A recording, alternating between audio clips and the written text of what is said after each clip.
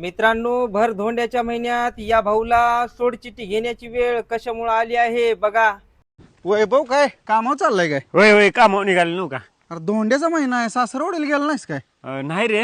अरे माझ्या सासरवाडीने बघ अंगठी केली, चेन केली.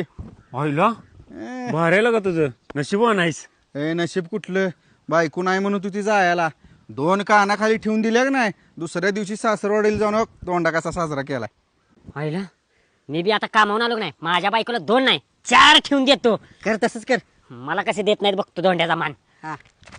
काय वहिनी काय चाललंय? काय नाही बघा भाऊजी, ह्याने गेलात कामावर, मी बसल्या माझी कामावरत. होय आता मला गाडी पडलेला की लय चिडला होता हो.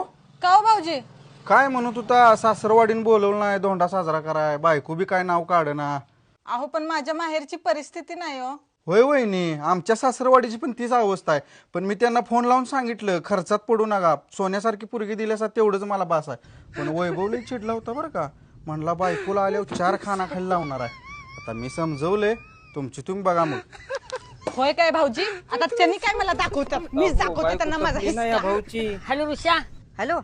अरे माझ्या आज सोड चिठ्ठी आहे, 2 साक्षीदार लागणार आहेत. येतोस काय? आलोच भावा. मित्रांनो, विश्वाचा चांगला गेम केल्याकडे अवघड कंडिशन झाली, आता काही खरं नाही.